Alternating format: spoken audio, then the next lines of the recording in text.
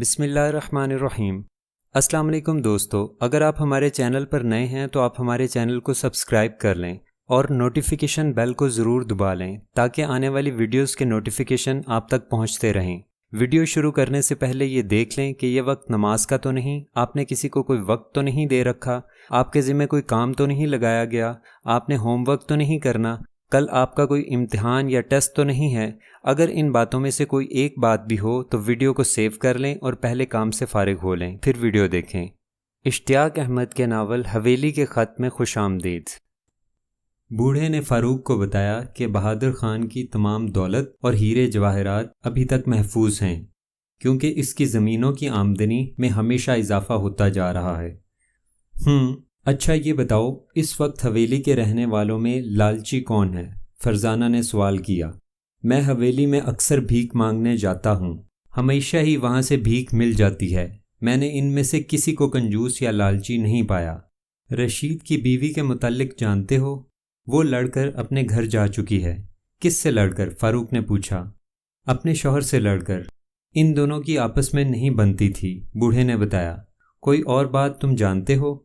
ہاں، آصف جوا کھیلنے کا شوقین ہے، بوڑھے نے بڑے رازدانہ لہجے میں کہا۔ اوہ اچھا، تینوں حیران رہ گئے۔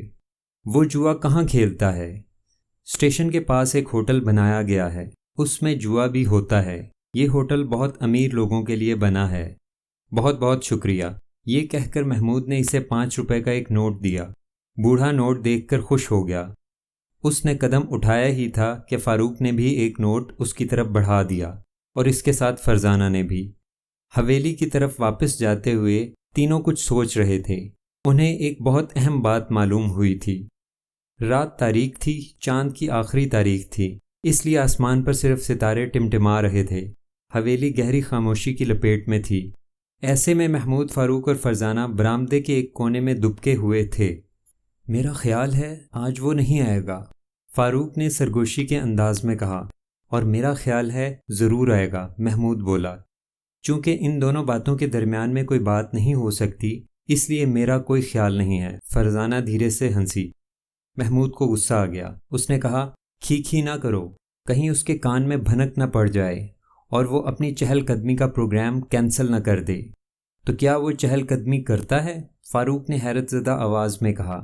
اور تمہارے خیال میں کیا وہ چوکیداری کرتا ہے؟ محمود نے بھی ترکی بہ ترکی جواب دیا۔ چوکیداری پر یاد آیا، اس وقت بابا امین کہاں ہوں گے؟ فاروق نے مسکرا کر پوچھا۔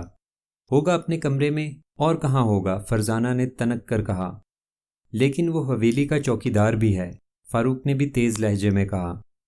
تو کیا ہوا؟ اب وہ 24 گھنٹے کام کرنے سے تو رہا، اور پھر حویلی کا بیرونی دروازہ اندر سے بند کر لینے کے بعد کسی کے اندر داخل ہونے کا سوال ہی پیدا نہیں ہوتا۔ اس دروازے کے علاوہ حویلی کا کوئی اور دروازہ نہیں ہے۔ کھڑکیاں ہیں بھی تو ان میں موٹی موٹی لوہے کی سلاخیں لگی ہوئی ہیں، باقی رہی دیواریں تو وہ بہت اونچی ہیں اور کوئی لوہے کا پائپ وغیرہ اوپر نہیں جاتا۔ محمود ایک سانس میں بولتا چلا گیا۔ یہ بھی ٹھیک ہے، فاروق نے کہا۔ جب تمہیں کوئی بات نہیں سوچتی تو یہ کہہ کر چپ ہو جاتے ہو، یہ بھی ٹھیک ہے، فرزانہ نے جل بھن کر کہا۔ پھر تم ہی بتاؤ، ایسے موقع پر مجھے کیا کہنا چاہیے؟ فاروق نے مسکرا کر کہا۔ اسی وقت بھاری بھرکم پاؤں کے زمین پر پڑنے کی آواز آئی تھی، اور پھر تو جیسے کوئی ایک ایک قدم چلتا ان کی طرف بڑھنے لگا تھا۔ ان کے کان کھڑے ہو گئے، دل دھک دھک کرنے لگا، حلق خشک ہو گیا۔ انہوں نے سوچا اب چند لمحوں بعد مجرم ان کے سامنے کھڑا ہوگا۔ قدموں کی آواز ان کے بالکل نزدیک آ گئی۔ انہیں یوں لگا جیسے کوئی ان کے بالکل پاس سے گزر رہا ہو، لیکن برآمدے میں تو کوئی بھی نہ تھا۔ تینوں نے آنکھیں پھاڑ پھاڑ کر دیکھا۔ آسمان پر تارے خوب نکل رہے تھے۔ تاروں کی روشنی میں یہ ناممکن تھا کہ برآمدے میں کوئی ہوتا تو انہیں نظر نہ آتا۔ وہ دھک سے رہ گئے۔ قدموں کی آواز اب بھی آ رہی تھی، لیکن اب جیسے چلنے والا ان کے قریب سے گزر کر آگے چلا گیا ہو۔ پھر کوئی دروازہ کھلا، کسی نے چیخ کر کہا، خبردار، کون ہے؟ گولی مار دوں گا۔ یہ عاطف کی آواز تھی۔ قدموں کی آواز شاید اس کے کمرے تک پہنچ چکی تھی، لیکن برآمدے میں تو کوئی بھی نہیں تھا۔ اب دوسرے کمروں کے دروازے بھی کھلنے لگے، ایک ایک کر کے وہ سب برآمدے میں جمع ہو گئے۔ تھوڑی دیر بعد بابا امین بھی وہاں پہنچ گیا۔ محمود، فاروق اور فرزانہ ابھی تک اسی کونے میں دبکے ہوئے تھے۔ خدایا، یہ کیا ماجرا ہے؟ آخر چلنے والا ہمیں نظر کیوں نہیں آتا؟ سرور جہاں بیگم کی آواز سنائی دی۔ اس نے ضرور سلیمانی ٹوپی پہن رکھی ہے، فاروق بڑبڑایا۔ چپ رہو، محمود نے اس کے ہونٹوں پر ہاتھ رکھتے ہوئے کہا۔ تو تم کیوں بول رہے ہو؟ فرزانہ چپ نہ رہ سکی۔ اور تم ہی کب چپ رہی ہو؟ فاروق نے دبی آواز میں کہا۔ لا حول ولا قوت، محمود اپنی ران پر ہاتھ مارتے مارتے رہ گیا۔ دوسری طرف انسپکٹر جمشید کہہ رہے تھے، اگر آپ سب لوگ میرے ساتھ تعاون کریں تو میں ایک دن میں یہ قصہ ختم کرنے کو تیار ہوں۔ ہم تو ہر طرح تیار ہیں، آپ کا جو جی چاہے کریں۔ بہت اچھا، کل میں ایک تجربہ کروں گا، اس کے بعد جو سورج نکلے گا وہ آپ سب کے لیے خوشیوں کا پیغام لے کر آئے گا اور آپ کو اس جھنجھٹ سے نجات مل جائے گی۔ آخر کیسے؟ مجید نے حیرت زدہ لہجے میں پوچھا۔ یہ میرا کام ہے، مجھ پر چھوڑ دیں۔ ہمیں کیا کرنا ہوگا؟ آصف نے پوچھا۔ کل بتاؤں گا۔ ارے جمشید بیٹے، تمہارے بچے کہاں چلے گئے؟ کیا آج ان کی آنکھ نہیں کھلی؟ شاید کھلی ہی نہیں ہوگی جو باہر نہیں آئے۔ انسپکٹر جمشید مسکرائے۔ اوہ، ہمارا ذکر خیر ہو رہا ہے، فرزانہ نے سرگوشی کی۔ پھر بولی تم؟ محمود نے اسے ڈانٹا۔ تم آواز نکالے بغیر بھی تو ڈانٹ سکتے تھے، فاروق نے منہ بنا کر کہا۔ آخر ابا جان کیا کرنا چاہ رہے ہیں؟ فرزانہ نے حیران ہو کر کہا۔ مجرم کو پکڑنا چاہ رہے ہیں، فاروق نے مسکرا کر کہا۔ ویسے یہ تو انہیں ہی معلوم ہوگا، فاروق نے کہا، لیکن ہم تو ان سے الگ رہ کر مجرم تک پہنچنے کا پروگرام بنا چکے ہیں۔ تو پھر کیا ہوا؟ ہم ان کے پروگرام سے الگ ہی رہیں گے، محمود نے فیصلہ کن لہجے میں کہا۔ اب سب اپنے اپنے کمرے میں جا رہے تھے، دروازے بند ہونے کی آوازیں آ رہی تھیں، برآمدے میں مکمل خاموشی طاری ہو گئی۔ تینوں کو خوف کا احساس ہوا۔ انہوں نے سوچا، حویلی میں چلنے والا کسی کو نظر نہیں آتا، کیا خبر وہ ہمارے بالکل نزدیک کھڑا ہو۔ میرا خیال ہے اپنے کمرے میں چلنا چاہیے، اب بھوت بھیا کا پروگرام ختم ہو چکا ہے۔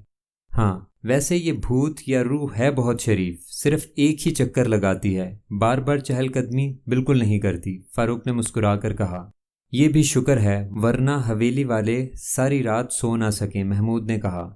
نیند تو خیر ان کی اڑ چکی ہے، فرزانہ بولی۔ آؤ چلیں، کیونکہ ابھی ہم تینوں کی نیند نہیں اڑی، فاروق نے مسکرا کر کہا۔ تینوں اپنے کمرے میں داخل ہوئے اور پھر چونک کر رہ گئے۔ اندر انسپکٹر جمشید ایک کرسی پر بیٹھے مسکرا رہے تھے۔